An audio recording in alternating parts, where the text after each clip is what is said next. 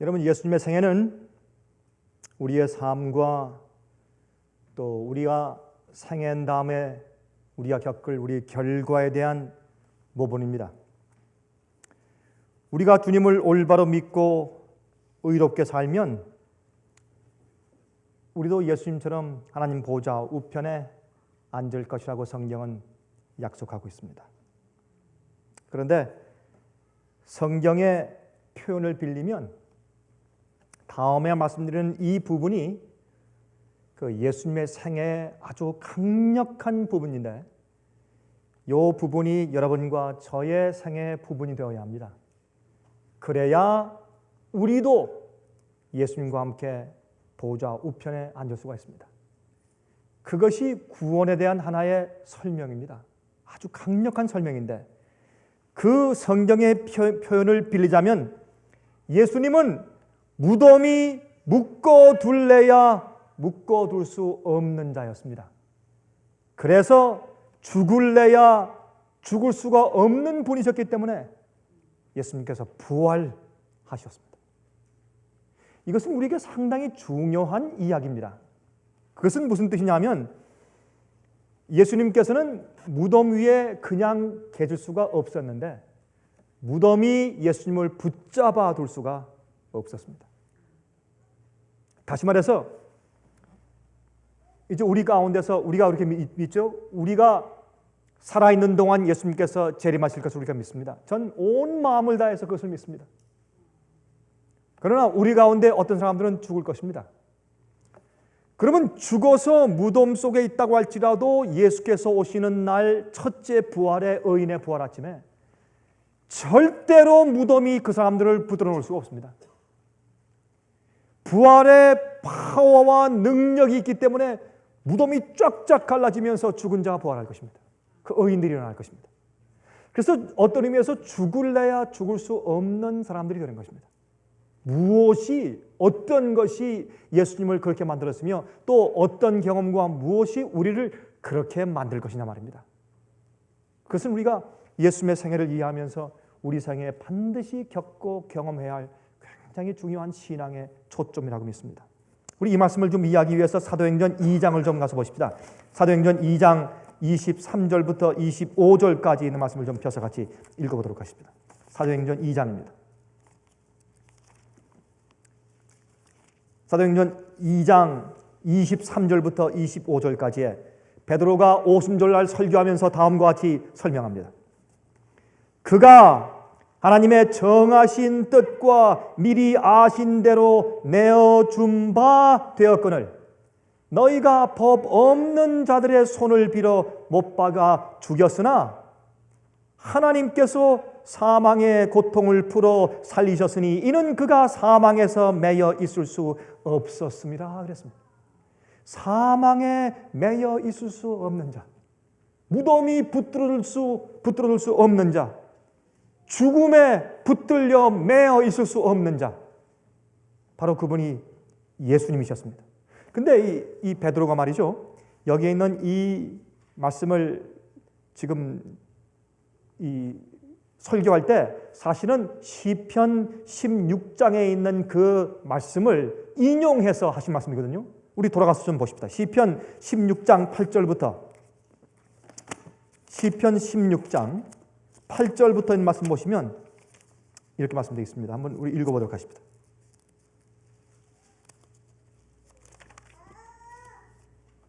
시편 16장 8절부터 10절입니다. 내가 여호와를 항상 내 앞에 모시며 그가 내 우편에 계심으로 내가 요동치 아니하리로다.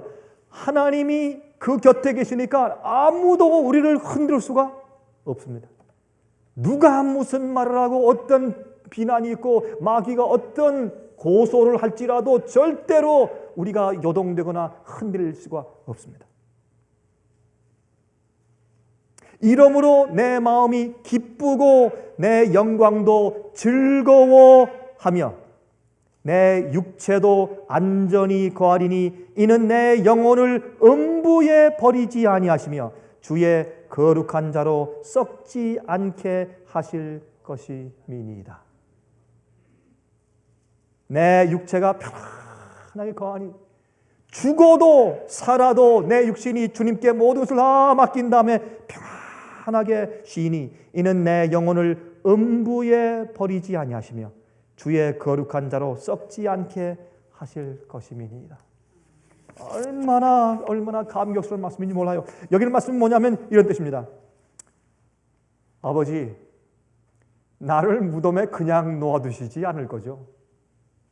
내 아버지가 나를 무덤 가운데 그냥 내버려두실 리가 없다 하는 것입니다. 이게 부활입니다. 예수님의 믿음은 예수님께서 십자가 돌아가실 때 어떻게 했습니까?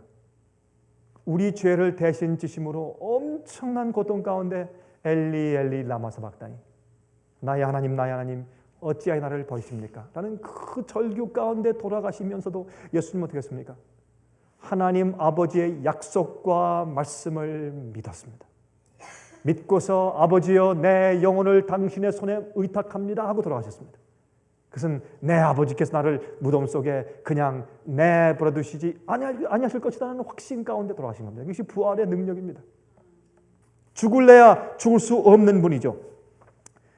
다시 우리 물어보십시다. 왜 무덤이 예수님을 잡아 묶어둘 수가 없었습니까? 그 이유는 주님께서는 항상 하나님 아버지를 당신의 얼굴 앞에 모시고 사셨기 때문에 마귀가 무덤이 사망이 그를 잡아 둘 수가 없었다 그 말입니다. 여기 보세요. 시편 16장 8절부터 10절까지 있는 말씀 다시 봅시다. 내가 여호와를 항상 내 앞에 모시며 그가 내 우편에 계심으로. 이게 뭐냐면 항상 하나님을, 이런 말입니다. 영어로 말하면 put God always before my face. 하나님을 항상 내 얼굴 앞에 모시며, 그러니 어떻게 해요? 하나님 앞에서 사는 것처럼 산다 그 말입니다. 이 사람은 철저하게 하나님의 뜻대로 사는 사람이에요. 이러한 사람은 주님 앞에서 사는데, 주님 앞에서 산다고 하는 말은 주님의 말씀과 뜻대로 주의 계명대로 사는 사람이에요. 주 앞에 숨길 수가 없어요. 항상 주님 앞에 사는 거예요. 주님 앞에 모시고 사는 것입니다. 주님을 바라보고 사는 자입니다. 주님께서 그렇게 사셨습니다. 그럴 때 사망이 예수님을 잡아둘 수가 없었습니다. 내가 항상 아버지 앞에 사는데 내 아버지께서 나를 무덤 속에 그냥 내버려 두실 리가 있겠는가? 그것이 예수님의 믿음이었습니다. 그래서 계시록 14장 12절에 말씀하기를 성도의 인내가 여기 있나니 저들은 하나님의 계명과 예수 믿음을 어떻게 한다고요? 지키는 자니라. 그 예수 믿음. 여러분, 우리가 연약하죠? 여러분 실수할 때 있습니까?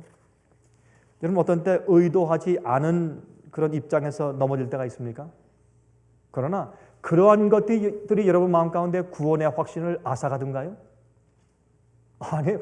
여러분들이 실수하고 연약해 넘어졌을 때 구원의 확신이 없어져 버리면 여러분은 뭔가 잘못되는 거예요. 여러분은 의도적으로 그 죄를 범하는 거예요. 그러니까 구원의 확신이 없죠. 우리 내 마음의 의도가 아니고 연약하게 실수에 쓰러지면 어린아이가 쓰러진 다음에 엄마 하고 우는 거예요.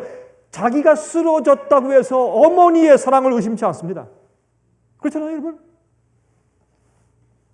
우리가 하나님을 내 얼굴 앞에 두고 모시고 항상 사는 생활 살면 우리 마음 가운데 구원의 확신이 잃어버릴 수가 없어요. 항상 우리 마음 가운데 자신이 있어요. 연약한 가운데 살고 죄 때문에 알고 주 앞에 연약함을 고백하지만 항상 마음 가운데 구원의 확신이 있어요. 아버지께서 나와 함께 하심과 주님께서 나를 인정하시는 approval, 인정하심이 항상 내 속에 있어요. 그것이 그리스도입니다. 예수님이 그러하셨습니다. 왜?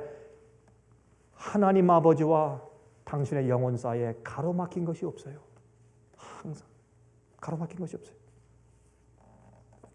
자, 하나님 아버지의 이유는 뭡니까? 마귀를 향해서 왜 죄 없는 내 의로운 자를 붙잡아 두고 야다니야? 빨리 풀어줘. 이것 때문에 죽을래야 죽을 수 없는 사람이 생기는 거예요. 이것이 의인의 부활입니다. 이것이 예수님의 경험이었습니다. 예수님의 생애는 우리의 생애의 모범 아닙니까? 그래서 성소 제도는 예수님의 생애요. 그 생애는 또다시 예수님을 따르는 사람들의 표본이 아닙니까? 성소제도는 예수님께서 무덤 속에 영원히 누워 있도록 하기 위해서 로마 군인들이 무덤 문 위에 인을 치고 지켰습니다. 유대 교회 지도자들이 지켜보고 있었습니다. 마귀와 악한 천사들이 지키고 있었습니다. 그렇죠? 로마 군인들이 어떻게 해요? 로마 총독의 인을 도장을 맡아가지고 가서 그 돌 무덤 앞에 딱 붙이고 지켰습니다. 여러분, 예수께서 부활하신다는 예언이 있기 때문에 마귀와 악한 천사들이 와서 그 무덤 주위에서 얼마나 진을 치고 지켰을까요?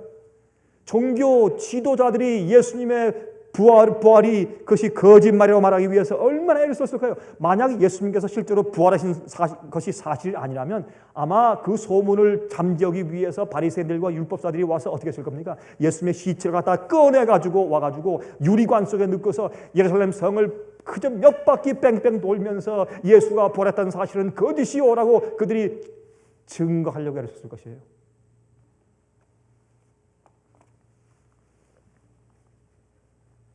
그러나 하늘의 천사가 내려왔습니다.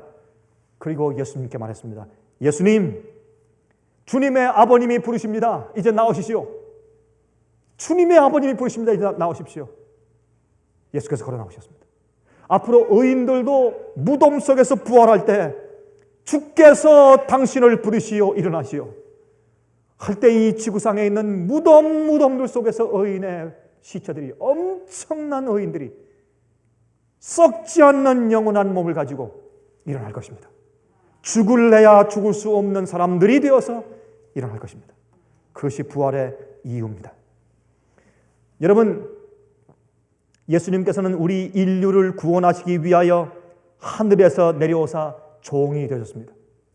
여러분, 이제부터는 예수께서 이 땅에 오신 다음에 명령을 하는 자가 아니고 어떻게 명령을 받는 자가 되었어요. 여러분, 그래서 우리가 복음서를 읽을 때 어떤 말씀이 있습니까? 나는 내가 하는 말을 내 마음대로 하지 않는다. 이건 내가 하는 것이 아니다. 내가 내 마음대로 내 뜻대로 하는 일이 없어. 다 아버지의 뜻대로 하는 것이다. 아버지께서 내게 하라고 하는 말씀만 하고 아버지께서 내게 하라고 하는 일만 한다. 그렇게 말씀을 했습니다.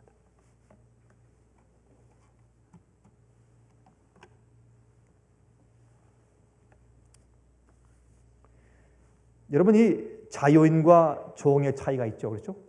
자유인과 종의 차이. 무슨 차이입니까? 자유인은 자기 마음대로 이제 자기 뜻대로 계획대로 무엇을 합니다. 그러나 종은 자기가 주인의 말을 듣는 대로 말하고 행동합니다.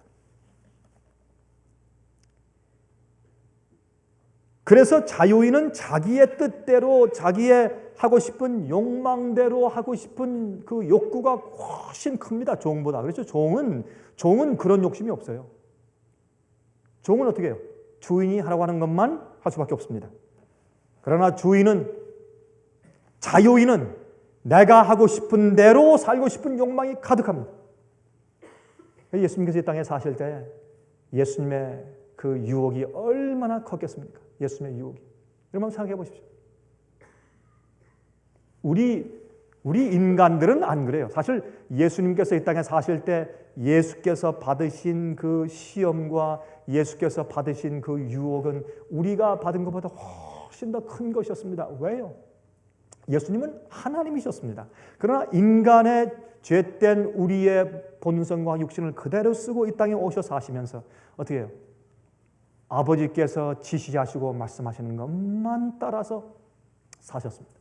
그것이 훨씬 큰 시험이죠. 큰 유혹이죠. 마음 가운데 말이죠.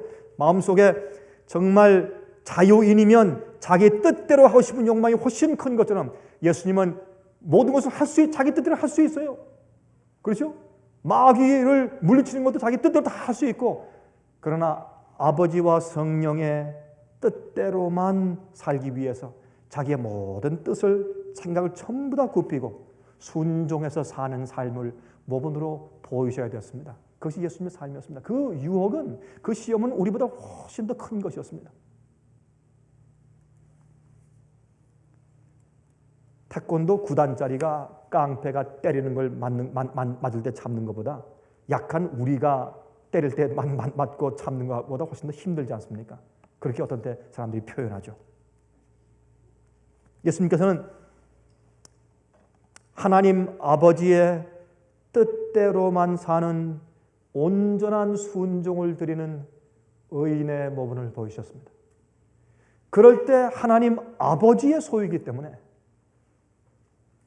하나님 아버지가 가만 내버려둘 수가 없는 겁니다. 그래서 예수님 속에는 항상 하나님 아버지 우편에 사는 것처럼 사셨기 때문에 여러분 에베소 2장을 보시면 어떻게 되어 있습니까?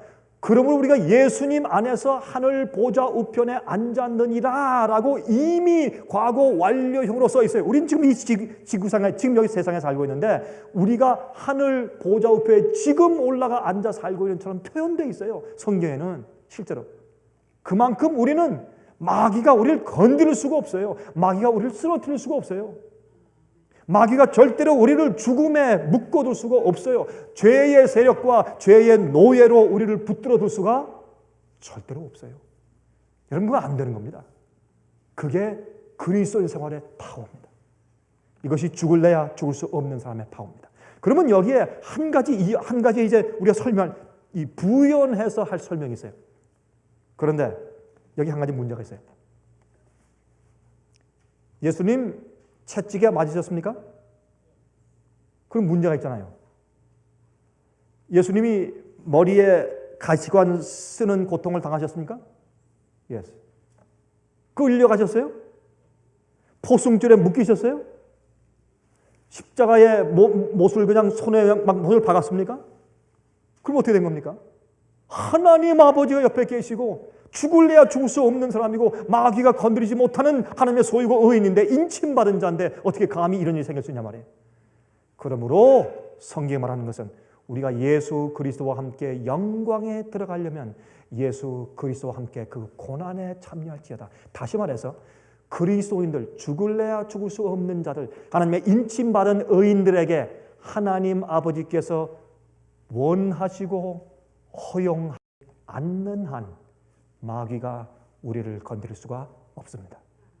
그러므로 우리에게 닥치는 시련들과 시험들과 어려움들은 하나님께서 우리의 유익이나 아니면 우리 때문에 다른 사람들에게 유익을 주기 위해서 주님께서 허락하시고 허용하시는 것들이라 그 말입니다. 그렇죠? 그래서 만약 우리가 마귀가 우리한테 들어와서 우리 속에 들어와서 우리 생활에 들어와서 우리를 마음대로 이렇게 저렇게 할 수 있도록 우리가 마귀에게 내어준다면은 우리는 마귀의 밥이요. 오늘날 많은 사람들은 마귀의 노예로 살고 있습니다. 그러나 그렇지 않고 우리가 그리스도를 믿는 것뿐만이 아니라 나의 마음과 생애를 예수께 온전히 굴복하고 살 때 절대로 마귀는 하나님께서 허용하시는 한도 내에서만 어떤 데 타치할 수 있지 절대로 우리를 건드릴 수가 없습니다. 여러분 성경에 말하기를 마귀가 너희를 건드리지 못한다 그랬습니다. 그건 약속이요. 예수님의 생애는 우리 생애에 대한 약속이요. 그것을 믿어야 할 것입니다. 여러분 유다서 6절 보시면 말씀하기를 또 자기 지위를 지키지 아니하고 자기 처소를 떠난 천사들을 큰 날의 심판까지 영원한 결박으로 흑암에 가두셨으며 그랬어요. 여러분 이게 무슨 말입니까? 마귀는요 자기 지위를 지키지 않았다 그랬습니다. 무슨 말이에요? 하나님 앞에서 하나님 아버지를 자기 얼굴 앞에 두고 항상 모시고 사는 것이 천사의 임무였어요. 하나님 아버지 뜻대로만. 그렇죠? 그런데 자기 지위를 떠나서 어떻게 했어요? 자기 등을 돌렸어요. 어떻게? 내 마음대로 살겠다고요. 자기 뜻대로 살겠다고. 하나님을 항상 자기 얼굴 앞에 모시는 삶이 아니고 자기의 지위를 버렸어요. 그리고 등을 돌렸습니다.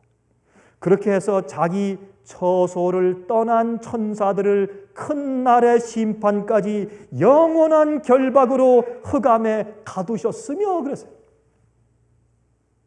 영원한 결박으로 흑암에 가두셨으며 그래서 마귀는 죽지 않을래야 죽지 않을 수 없는 사람이 된 것이에요. 그는 영원히 멸망할 것입니다. 그렇죠? 왜요? 그는 항상 하나님을 자기 앞에 모시고 사는 삶을 살지 아니하고 어떻게 자기 지위를 지키지 않고 등을 돌렸어요. 그래서 성경에 하나님을 자기 얼굴 앞에 모시고 산다는 말은 항상 주의 말씀에 순종하고 산다는 그런 대명사로 쓰여진 프레이즈입니다. 그런 구절입니다. 그런 말씀이에요. 마귀와 악한 천사들이 영원히 죽는 이유는 자기 지위를 떠나서 그렇습니다. 그런데 예수님은 하늘에서 마귀가 그렇게 하는 것을 보고 하늘에서 이 땅에 내려오셔서 인간이 되시고, 다시 말해서 흙으로 빚어서 만든 그 인간의 몸을 가지고 이 땅에 오셔서 하나님의 얼굴을 대하며 항상 하나님 아버지의 뜻대로만 사시는 생애를 보여주셨어요. 그렇게 함으로 죄의 세상에서 인기가 떨어지고 붙잡히고 심판당하고 끌려다니고 포승줄에 묶이고 채찍에 맞고 가시관 쓰이고 십자가에 못 박히는 고통을 감수하면서도 항상 아버지의 뜻을 높이기 위해서 아버지를 얼굴 앞에 모시고 사는 생을 사시는 모범을 보여주셨어요. 그래서 예수님은 어떻게 해요? 하나님과 인간이 합친 신인이었어요. 우리도 죽을 몸인 흙으로 빚어져 만들어진 인간이 하나님의 성령으로 인침받고 주의 영이 우리 마음을 가득 채우면 하나님과 인간이 합쳐진 신인의 자격이 부여되는 것입니다. 그래서 우리가 죽을래야 죽을 수가 없어요. 그렇게 성경은 표현하고 있단 말이에요. 이게 성경의 표현이고 성경의 설명이에요. 이게 제 설명이 아닙니다. 우리 한 가지 또 아십시다. 예수님의 생애를 보면서 우리가 이해할 수 있는 것은 뭐냐면 믿음과 신뢰가 없으면 순종할 수가 없습니다.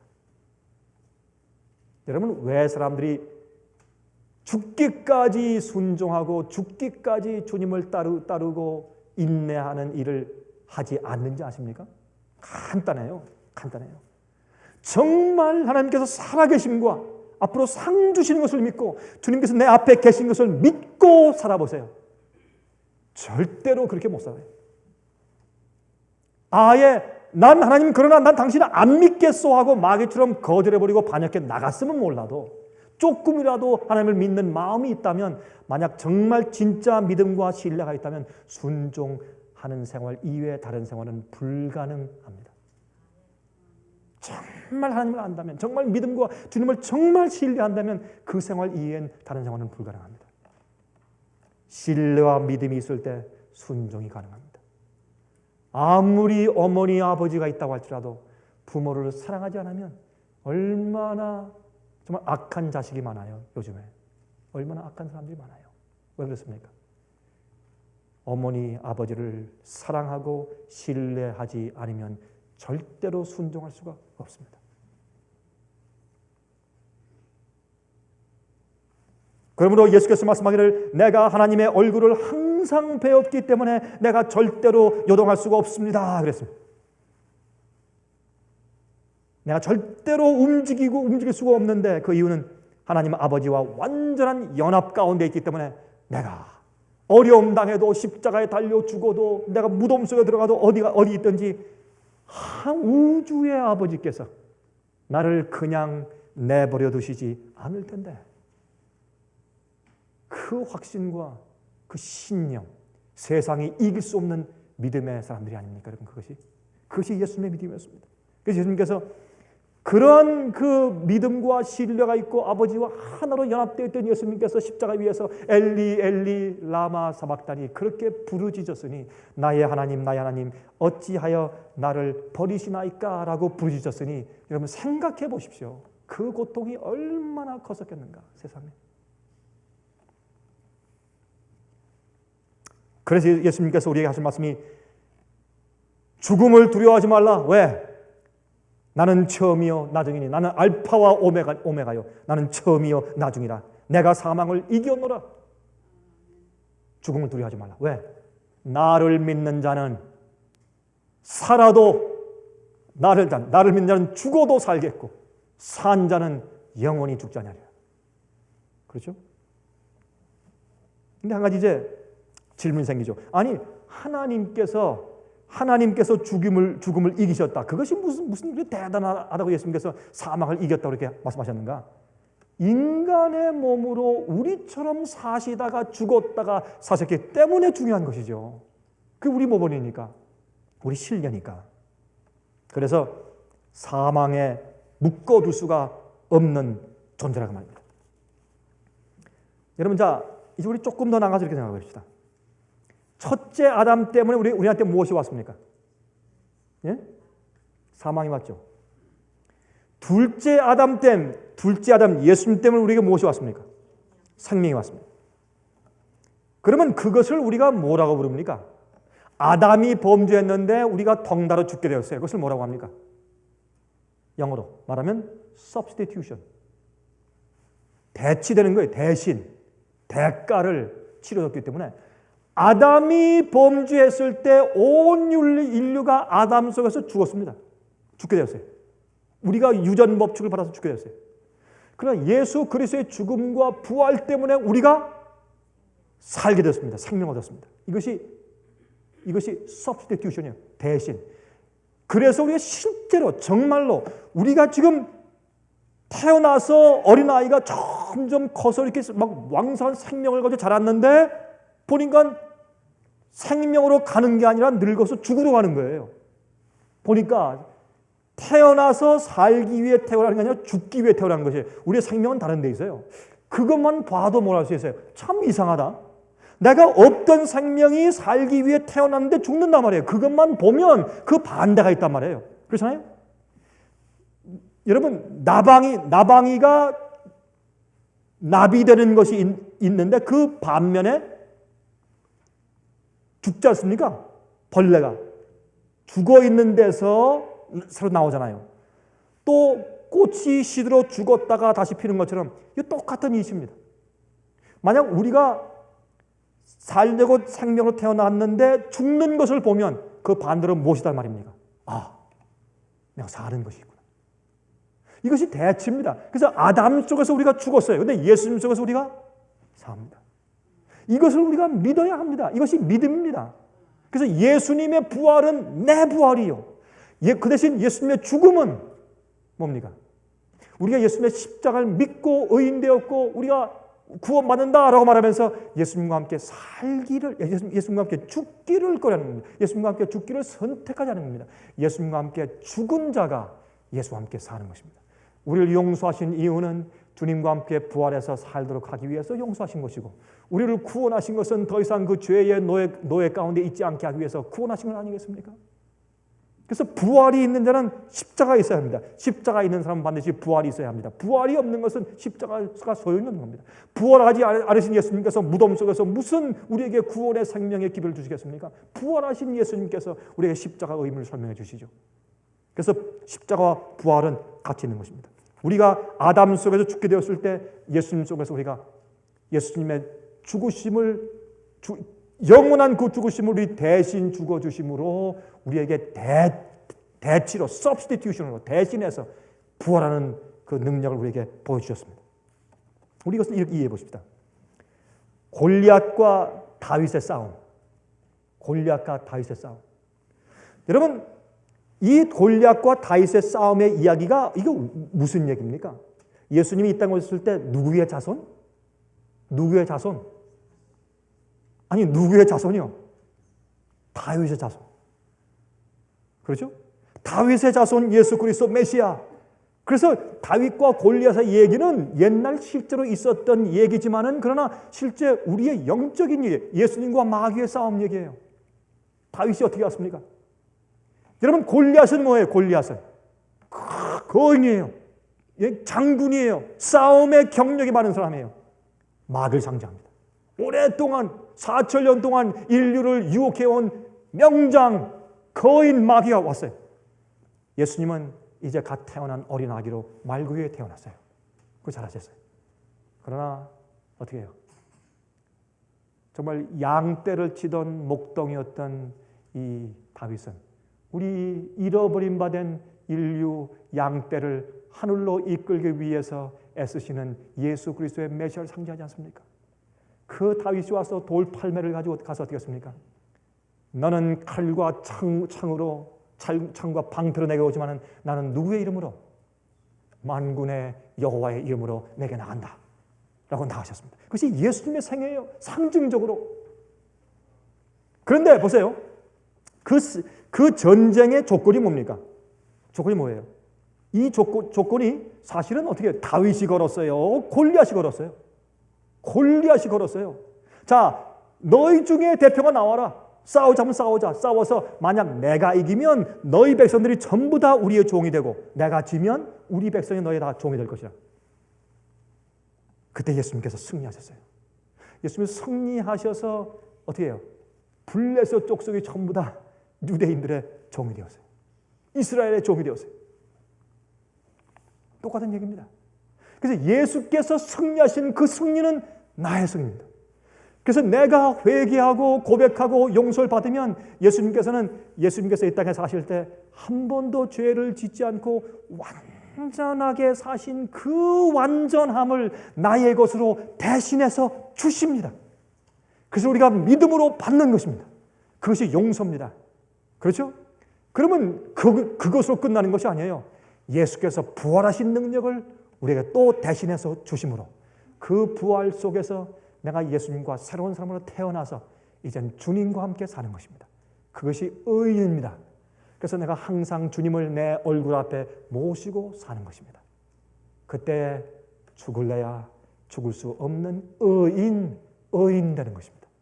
Righteous man. 그렇죠? 성경으로 이렇게 설명하고 있습니다.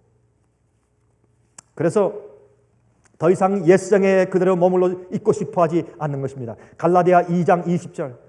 내가 그리스도와 함께 십자가에 못 박혔나니 그런즉 이제는 내가 산 것이 아니요 오직 내 안에 그리스도께서 사신 것이라. 이제 내가 육체 가운데 사는 것은 나를 사랑하사 나를 위하여 자기 몸을 버리신 하나님의 아들을 믿는 믿음 안에 사는 것이라.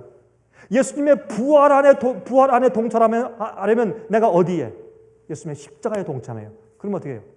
예수님, 내가 죽은 것은 나와 함께 예수님과 함께 내가 십자가에 못 박혀 죽은 것인데, 그러므로 내가 사는 것은 더 이상 내 속에 내가 아니라 예수께서 사는 것이라. 그렇죠? 그래서 예수님의 그 생애는 예수님의 것뿐만 아니라 예수님이, 여러분, 신신학을 가르치는 사람들이 어떤 의미에서 반쪽은 맞게 가르쳐요. 예수님의 생애는 바로 우리를 대신해서 살아주신 생애 아니냐? 그리고 예수님의 죽음 가운데 나의 죽음이 있고 예수의 부활 가운데 나의 부활이 있고 예수의 생애가 곧 나의 생애이기 때문에 내가 믿음으로 받으면 예수님의 생애가 곧 내 것으로 대치되기 때문에 나는 구원받고 완전해진 것이다. 맞아요. 근데 거기서 끝나니까 문제지. 이제 내가 그리스도와 함께 죽은 십자가에 못 박혔기 때문에 이제 내 속에 내가 사는 것이 아니라 내 안에 그리스도께서 사는 것이라. 내 육체 안에 살 때 하나님 아들을 믿는 믿음 안에 산다. 이제는 내 속에 의가 있어요. 죄가 없어요. 마귀에게 다리를 걸려서 가끔 넘어질 수는 있어요. 그러나 앞으로 그것도 극복해요. 왜? 어떤 땐 어떤 시험이 오고 어떤 땐 넘어지는구나 알기 때문에. 그러나 그 마음 가운데 의가 있는 겁니다. 온전한 굴복이 있고 온전한 순종의 기쁨이 있고 하나님을 얼굴 앞에 모시고 사는 강렬한 소원이 있어요. 강렬한 소망이 있어요. 강렬한 뜻이 있어요. 그때 요한일서 5장 16절부터 18절은 다음과 같이 말하고 있습니다. 누구든지 형제가 사망에 이르지 아니한 죄 범하는 것을 보거든 구하라. 그러면 사망에 이르지 아니하는 범죄자들을 위하여 저에게 생명을 주시리라. 참 중요한 말씀이에요. 우리가 죄를 짓는데 어떤 죄는 우리를 사망에 이르게 하지 않아요. 무슨 죄예요? 연약해서 쓰러지는 죄들이에요. 그것은 계획적인 죄가 아니에요. 의도적인 죄가 아니에요. 그런 죄도 의인들은 결국엔 그것까지 다 극복하게 될 것이에요. 결국에는. 그러나 우리가 하나님을 따라 살다가 넘어지는 죄들을 주님께서 사망에 이르는 죄라고 하잖아요. 그러나 의도적으로 진리를 알고 뜻을 알면서 자기가 어떻게 해요? 엉겁결에 의도치 않게 넘어지는 죄들이 아니에요. 알면서 의도적으로 계속해서 잘못된 죄의 습관의 길로 계속 가고 있는 상태.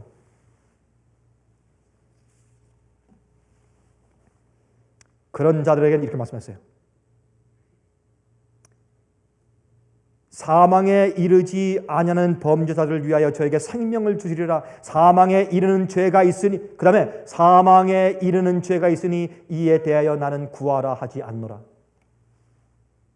그런 것 위해서 기도하지 말라고까지 말씀했어요. 지금 사도 요한이 모든 불의가 죄로 돼 사망에 이르지 아니하는 죄도 있도다. 하나님께서 난 자마다 범죄치 아니하는 줄을 우리가 아노라. 이건 약속이요. 이건 약속이요. 하나님께로서 난 자마다 범죄치 아니하는 줄을 우리가 아노라. 이것이 내 속에 예수께서 살아 계신가 아닌가 하는 증거요. 내가 죄를 내가 내 속에 허용하느냐 허용하지 않느냐는 내 마음의 상태를 보면 예수께서 내 속에 살아 계신지 아닌지 알 수 있는 증거입니다. 이건 분명히 자기가 알 수 있어요. 이건 그런 척할 수 없는 것이에요. 자기 마음은, 자기 양심을 알고 있는 것입니다. 여기 보세요. 하나님께로서 난 자마다 범죄치 아니하는 줄을 우리가 아노라. 하나님께로서 나신 자가 저를 지키심에 악한 자가 저를 만지지도 어떻게 해요? 못하느니라. 만지지도 못하느니라. 죽을래야 죽을 수 없는 사람들이에요. 그런데 왜 악한 자들이 예수의 머리에 가시관을 씌우고 손에 못을 박았습니까? 하나님 아버지가 우리 생에 허용하시는 것들이세요. 우리의 성장을 위해서, 우리의 깨달음을 위해서 시련 가운데 처하게 하시고 어렵게 하시고 어떤 데 망하게 하시고 어떤 데 고통을 당하게 하시고 그렇게 시련을 주시는 겁니다. 어떤 분은 우주에게 증거를 삼으시기 위해서 어떤 때는 우리의 고통을 통해서 남을 이해하거나 남을 도와주는 그런 기회로 삼으시기 위해서 의인들을 고통을 당하도록 주님께서 허용하실 때가 종종 있습니다. 다시 말해서 경건하게 살려고 하는 자들은 누구나 핍박을 받는다고 성경은 말했어요. 또 다른 사람들은 말이 또 어떤 종류의 그 어려움들은 인간으로 태어나서 받는 어려움들은 누구나 다 받는 것이고 그건 다 엄연히 예를 들어서 늙으면 죽는다. 넘어지면 다리가 깨진다. 넘어져서 다리가 깨진다면 하나님께 원망할 필요 없습니다. 그건 잘못된 생각입니다. 비가 와서 비가 새는 일 그건 당연한 것입니다. 죄의 결과입니다. 감기 환자 옆에 있다가 감기를 옮는 것 그건 주님께 원망하면 안 됩니다. 그러나 하나님께서 우리 생에 허용하시는 시련들과 고통들 이외에 마귀가 우리를 건드릴 수가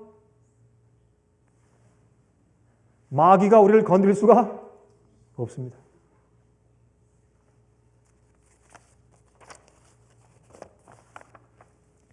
여러분 미시간주의 한 마을에 살고 있던 캐런이라고 하는 부인이 목사님께 찾아와서 하소연을 했습니다. 목사님, 내 남편이 믿지 않는 사람인데 나를 너무나 괴롭혀서 살 수가 없습니다. 내가 어떻게 하면 좋겠습니까? 내가 이혼할까요? 너무나 괴롭히고 너무나 조롱하고 핍박하고 내가 못 살겠습니다.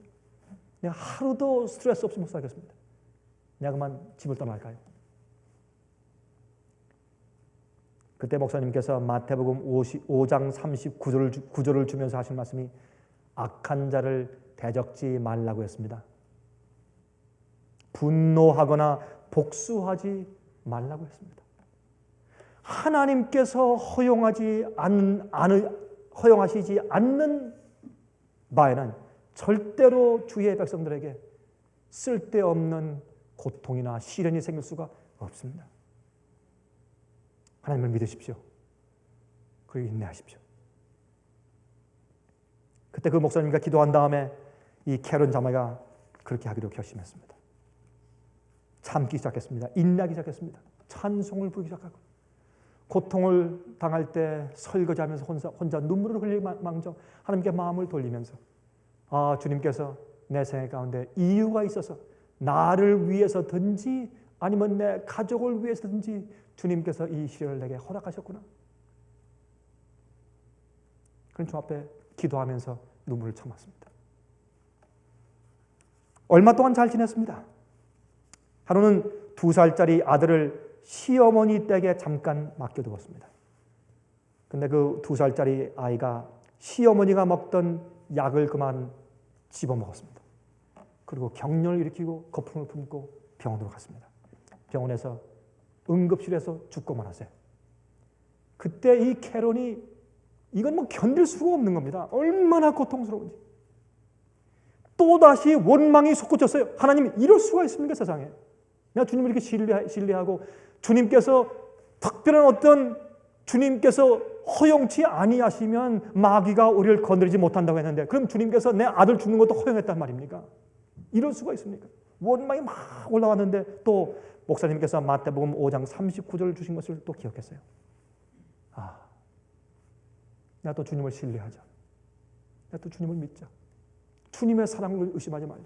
주님의 그 무한한 사랑을 내가 어떻게 헤아릴 수 있겠느냐. 내가 주님을 신뢰하자. 아브라함이 모리아산에 아들들이 올라간 것처럼 내가 하나님을 신뢰해보자. 그런 마음을 가지고 또 신뢰했어요. 하나님이시여, 내가 또 주님을 신뢰합니다. 그리고 그 고통의 시간을 참참하고 슬퍼 울지만 그러나 그 참참하고 평안한 마음에서 지냈어요. 그때 하루는 그 남편과 시어머니가 찾아와서 이렇게 말하는 겁니다. 얘야, tell me about your God. 너의 하나님에 대해서 나한테 좀 얘기 좀 해줄래?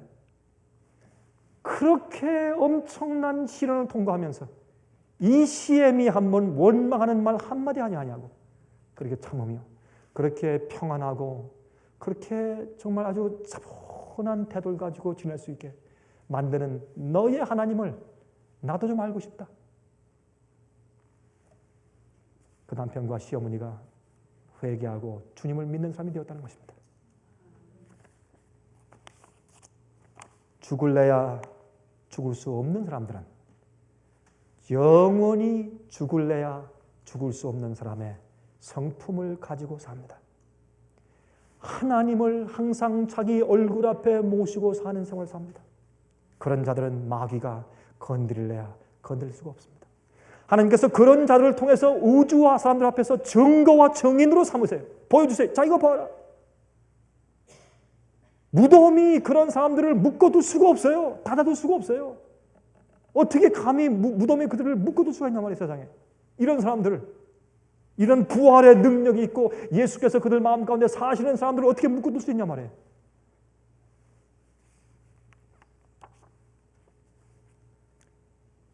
산상보훈 71페이지에 다음과 같은 말씀이 있습니다. 예수님께서 이제 팔복을 말씀하신 말씀을 기록한 산상보훈 책의 71페이지에서 이렇게 귀한 말씀을 발견해요. 아버지의 임재가 그리스도를 두르고 있었으므로 무한한 사랑이 세상의 축복을 위하여 허락하는 것 외에는 아무것도 그분께 닥치지 않았다. 여기에 그분의 위로의 근원이 있었으며 이것은 우리를 위한 것이다. 참 놀라운 말씀이죠. 그리스도의 영으로 감동되는 사람은 그리스도 안에 거하게 된다. 이 사람을 겨냥한 강타는 그를 당신의 임재로 두르고 있는 구주께로 떨어지게 된다. 우리가 주님 안에서 하나님의 인정을 받고 하나님을 항상 우리 얼굴 앞에 두고 모시고 사는 생활을 살면 우리가 요동치 않아요. 흔들리지 않아요. 그럼 마귀가 우리를 치는 그 칼침이 예수님 위에 떨어져 막아주세요. 그러나 우리가 맞을 때는 주님께서 어떤 우리나 다른 사람의 유익을 위해서 주님께서 허용하시는 것들이에요. 욥의 시련처럼. 우린 모르지만은 그래서 주님께 대한 신뢰와 사랑을 가지고 참는 것입니다. 그에게 닥치는 것은 무엇이나 그리스도를 통하여 오게 된다. 그리스도께서 그의 방벽이 되심으로 그는 악을 대항할 필요가 없다. 주께서 허락하시는 것 외에는 아무것도 그를 건드릴 것이 없다. 그리고 주께서 허락하시는 것은 모든 것이 합력하여 선을 이루게 된다. 자, 지난번에 이제 독일에 가는 이제 비행기 탔지 않습니까? 이제 비행기를 타는데 제가 비행기 타는 시간에 조금 늦었어요. 그냥 헐레벌떡 제가 뛰어서 갔는데 조금 늦었어요. 왜냐면 이게 비가 와서 막 이 폭우가 와서 제가 공항에 도착하는 시간이 조금 늦었기 때문에. 근데 가니까 그 게이트에 막 뛰어가니까 막 사람들이 꽉 이렇게 이제 그 라운지에 앉아서 있는데 오버 부킹이 됐대요, 지금. 그래서 제가 뛰어가서 제 카드를 내미니까 그 사람이 당신이 안 오는 줄 알고 당신 자리를 다른 사람한테 이미 주었습니다. 큰일 났어요. 지금 저 야행하는데 사람들이 기다리고 있는데 제 자리를 줘버렸대요. 그래서 참 큰일 났대요. 그래서 그러면 안 됩니다. 좀 설명을 하면서 제가 제 카드를 내줬어요. 제가 이 밀리언 마일러거든요. 제가 100만 마일 이상 탄 사람이니까 제 카드를 줬어요. 근데 그 사람이 카드를 보더니 서로를 보더니 이 사람 밀리언 마일러다. 또 이렇게 막 이 컴퓨터를 두드리더니 어떻게 또 자리를 만들어가지고 다른 사람이 그렇게 많이 기다리는데 저한테 우선권으로 자리를 줬어요. 참 고맙다고 했는데 그 대신 제가 원래 미리 제가 이렇게 예약해 놓은 그 자리는 좋은 곳의 이 복도 자리예요. 이건 비즈니스 클래스가 아니고 이제 그냥 이코노미 클래스니까 거기에서 여러분 저는 비행기 타고 갈 때 말이죠. 한 4시간만 지나면 내리고 싶어요. 얼마나 힘들어요. 전 특별히 좀 다리가 길고 그러니까 참 그 좁은 좌석에 이렇게 앉아있으면 정말 힘들어요. 특히 한국이나 중국 갈 때 14시간, 15시간씩 타면 정말 힘들어요. 근데 비행기에서 한 4시간만 타면 여기에서 애틀란타에서 LA 갈 때 한 4시간 걸리잖아요. 그 정도는 참을 수 있는데 4시간만 지나면 내리고 싶어요. 물론 내리게 못 해주죠. 문을 안 열어주니까 공중에서. 다행히 말이죠. 참 힘들어서 이거 어떻게 하는데 그 중간 자리를 저한테 배당하는 거예요. 저 뒤에 또 중간 자리에. 큰일 났대요. 그 다음부터 제 마음 가운데 원망이 모락모락 올라오대요. 하나님 참 해도 너무하시지. 어떤 때 말이죠. 우리가요. 그리스도인들의 삶을 부인할 때 큰 것 때문에 부인하는 것들은 아니고 조그만 것들, 조그만 불편이 올 때, 조그만 어려움이 올 때 금방 우리가 원망하고 금방 불신이 생기고 금방 하나님이 계신가 그렇게 돼요. 참 이상해요. 조그만 것 때문에 그래요. 사실은. 큰 거 오면 사실 이기기가 더 쉬워요. 근데 조그만 것들이 더 힘들어요. 여러분 그렇습니까? 사실 그래요. 그래가지고 제 마음 가운데 원망이 생겨요. 아니 내가 이렇게 참 고생하면서 참 멀리 가서 일주일 동안 말씀 전하러 가려고 이렇게 애를 써서 이렇게 하는데 하나님께서 요거 하나 못 도와주시고 요거 아니 저 뒤에 자리에 그냥 또 중간 자서 이렇게 끼어서 어떻게 가라 말입니까? 잠도 못 자고 마음 가운데 벌써 얼굴이 좀 찡그러지면서 이 턱이 좀 길게 늘어지면서 벌써 제 마음 가운데 벌써 그리스도인 정신이 없어져요. 서서히 제가 알아요. 근데 그걸 또 회개할 마음도 별로 없어요. 처음에는 이건 내 잘못이 아닌데 말이에요. 그렇게 하다가 막상 할 수 없죠. 탔어요. 또 타가지고 사실 제가 그런 입장에 비행기를 타게 된 것만 해도 하나님께 참 감사해야 될 텐데 제가 그 정신을 좀 잠깐 잊어버렸어요. 잃어버리고 이제 탔는데 타서 보니까 뒤에 가서 보니까 타고 보니까 왼쪽 오른쪽에 다 이렇게 육조에 큰 또 GI들 독일에 다시 미국 왔다 돌아가는 그 군인들 이런 머리도 짧게 깎은 이런 두 사람이 딱 버티고 앉았는데 팔도 이렇게 할 수 없어요. 이러고서 있어야 돼요. 얼마나 저 속이 상해요. 속이 딱 상해가지고 이거 뭐 원래 제가 비행기에서 잠을 못 자는 사람인데 이거 어떻게 잠이요? 이거 어떻게 이러고 8시간 반 동안 가나 말이에요. 이게 한 9시간인데 이러고 어떻게 가나. 그렇게 하고 있다가 제 마음속에 이런 생각이 들었습니다. 내가 하나님께 굴복하고 산다는 사람인데 성령의 음성이 제 속에 조용하게 흘러갔어요. 내가 내 자신을 부인하고 자기 십자가를 지고 나를 따르겠다고 그렇게 설교를 많이 한 것 같은데 내가 요거 하나 가지고 금방 십자가 지는 일을 포기하니? 그런 생각이 제 마음에 조용히 흘러요. 그래서 얼른 제가 제 얼굴을 피고 제 마음 가운데 하나님 잘못했습니다. 내가 잘못했습니다. 금방 제가 회개하고 얼른 이렇게 얼굴 피고서 옆에 있는 사람한테 인사하고 옆에 있는 사람도 인사하고 또 좀 얘기 좀 하다가 얼굴 피고 아주 기쁜 표정을 짓기 시작했어요. 왜? 마음 편해지니까. 어떤 데는 우리 마음에 포기하지 않으면요 안절부절하면요 죽기까지 불안해요. 그렇죠? 근데 딱 주 앞에 맡기고 포기해버리면 그렇게 편하고 행복할 수가 없어요. 사실은 행복하고 행복하지 않는 것은 우리 마음에 달린 것 같아요. 그리스도인 아닌 사람들도 그런 얘기를 하는데 하물며 주님을 믿는 사람들이 우리 어떤 때 말이죠. 이 적은 우리 생활 하나하나에 우리가 주님과 주님의 부활의 능력이 우리 속에 없어요. 그게 문제예요. 이게. 예수님을 가만히 제가 이 말씀을 읽어보면 예수님은 이 땅에 있을 때 이 세상에 있는 그러한 어려움들이 예수님을 항상 의기소침하게 하거나 불행하게 만들지 못했다 그랬습니다. 전 그 말씀이 제게 큰 감동을 줍니다. 그게 예수님의 생활이고 삶이었습니다. 어떤 다른 사람들이 예수의 마음을 성가시게 만들 수가 없었다 그랬습니다. 예수님은 더 큰 목적을 가지고 사시는 분이었기 때문에 그래서 그렇습니다. 예수님은 죽을래야 죽을 수 없는 성품이 있는 분이었습니다. 우리도 그래야 합니다. 우리도. 제가 이제 그렇게 마음을 다 고쳐먹고 행복한 모습을 하고 가만히 누워있으니까 갑자기 잠이 오기 시작했어요. 저는 비행기 타고 갈 때 잠을 잘 못 자는 사람입니다. 특별히 유럽 갈 때는요, 잠을 잘 못 잡니다. 그래서 유럽 갈 땐 유럽에 내리면은 미국 시간으로 아주 이른 새벽, 예를 들어서 무슨 뭐 새벽 1시, 2시 이때 내리기 때문에 정말 더 힘들어요. 유럽에 내리면. 한국이나 중국에 내리면 아예 낮과 밤이 바뀌어버리니까 오히려 나아요. 근데 유럽에 내릴 땐 더 힘들어요. 그런데 그날 그렇게 마음을 딱 고쳐먹으니까 그 비좁은 가운데 자리에 뒤에 딱 이러고 앉아있는데도 잠이 왔는데 자고 푹 자고 깨서 보니까 제가 비행기 안에서 5시간을 잤어요. 기적이 일어났습니다. 얼마나 감사한지. 제가 잘 나와서 제가 일주일 동안 집회를 잘 했어요. 돌아오는데 비행장 가니까 거기 있는 사람이 딱 찍더니 Mr. Kang, we are so sorry about the last flight. 지난번 그렇게 해드려서 참 죄송합니다. 이번에 우리가 제일 좋은 자리 드리겠습니다. 이카노미 좌석에서 제일 앞쪽에 제일 좋은 자리 2명만 앉아있고 이 앞에 아무도 없어 다리를 쭉 뻗고 갈 수 있는 좋은 자리에 복도 자리에 딱 주는 것입니다.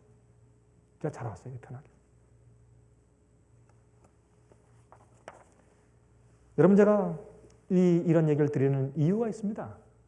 우리는 매일의 생활 속에서 주님께서 나를 인정하시는 품성을 가지고 살 수가 있어야 합니다. 여러분이나 저나 연약하면 마찬가지고 저도 쓰러지고 저도 어떤 데 낙심하는 사람입니다. 그러나 우리 이해하십시다. 예수님의 죽음은 나의 죽음을 상징합니다. 예수의 부활의 능력은 내가 부활한 것을 상징합니다. 예수님의 33년 반 동안의 죄 없는 삶은 나의 죄 없는 삶이 되는 나의 substitution을 상징합니다. 그러므로 우리는 하나님 앞에 설 수가 있습니다. 예수께서 부활하신 능력의 힘을 가지고 내가 오늘 살 수 있으며 그러므로 마귀가 건들 수 없는 죽을래야 죽을 수 없는 사람으로 살아갈 수가 있습니다. 오늘 그것이 가능합니다. 성경이 그것을 우리에게 설명해 주고 있습니다. 여러분 이번에 허리케인 카트리나가 지나간 다음에 오늘 오후 여러분에게 좀 다 보여드리겠습니다만 설명해 드리겠습니다만 제가 이 인터넷에서 한 비디오 클립을 보았어요. 거기 보니까 한 방송국에서 일하는 사람이 아나운서와 함께 자기 집으로 한번 돌아가 보는 거예요. 이번에 이게 지난 다음에 지금 지금 저기 몇 도시엔 지금 들어갈 수가 없어요. 이 폭도들이 그냥 굉장하니까 지금 들어갈 수가 없어요. 그런데 이 조금 북쪽에 있는 좀 나은 지역에 피해가 좀 적은 그 지역에 거기 한번 이제 이 허리케인 다음에 한번 집에 가보려고 TV 카메라로 이제 다 찍으면서 지금 가는 거예요. 그걸 지금 보여주는 거예요. 자기 집으로 돌아가는 거예요. 지금 허리케인 지난 다음에 돌아가는데 가는데 길에 하이웨이가 다 깨어져 있고 다리가 막 콘크리트 다리들이 다 막 넘어져 있고 어마어마해요. 그 폐허가 지나가는데 막 이 하이웨이가 다 진흙탕 투성이고 그다음에 이제 가니까 한 번은 자기 친구가 야채와 사과를 파는 과일을 파는 이제 그걸 뭐라 그러죠? 무슨 상점이라고 그러죠? 그걸 청과 시장을 하는 그 친구가 있어요. 가보니까 무너지고 나머지 과일을 이렇게 좀 상자에 놓고 팔고 있어요. 이거 판다면 내가 다른 줄로 가야 되겠다고. 그런 그 폐허를 지나가고 있어요. 또 지나가 보니까 전봇대들이 다 쓰러져 있고 뭐 집들이 전부 파괴되어 있고 날라가 있고 뭐 엉망입니다. 자기 집에 가보니까 자기 집이 완전히 파괴되어 있어요. 진흙탕이 되어 있어요. 지붕도 없어요. 벽도 없고 있었던 창문도 없습니다. 온 집이 폭탄 맞아서 파편투성인 것 같아요. 제가 그것을 가만히 보면서 제가 생각했습니다. 이제 조금만 있으면 여러분과 제가 우리가 살던 집 주위를 지날 때 그런 모습을 볼 것입니다. 우리뿐만이 아니고 세상에 사는 모든 사람들이 폐허된 세상을 볼 것입니다. 그때 유일한 소망은 아브라함의 소망이에요. 유일한 소망은 노아의 소망이에요. 방주에 있고 하나님께서 가라고 하는 곳에 가면서 갈 길을 알지 못하고 떠났던 아브라함의 소망, 믿음, 노아가 방주에 들어가서 폭풍을 피했던 그 믿음과 소망밖에 우리에게는 없을 것입니다. 여러분, 이럴 때 오늘 우리가 마귀가 건드릴래야 건드릴 수 없는, 예수님께 고통이 온 고통은 하나님께서 허용한 고통만 온 것처럼 우리에게 오는 고통은 주님께서 허용할 때만 오는 것이지 절대로 마귀가 우리를 건드릴래야 건드릴 수 없는, 죽을래야 죽을 수 없는 의인 되시기를 제가 간절하게 기도합니다. 하늘에 계신 우리 아버지, 흙에서 빚어진 저희를 영원히 살 자로 영광스러운 자로 들어 올려주심을 감사합니다. 주님이시여, 우리가 죽을래야 죽을 수 없는 자, 예수님의 십자가의 경험과 부활의 경험이 있는 자, 마귀가 건드릴래야 건드릴 수 없는 자들 되어 살도록 축복하여 주시옵소서. 우리에게 일어나는 모든 일들을 감당하는 자가 되게 도와주시고 주님을 신뢰하고 사랑함으로 믿음으로 순종하며 따라나갈 때 우리 생애가 감사하며 기쁘게 해주시옵소서. 예수 그리스도 이름으로 간절하게 기도합니다.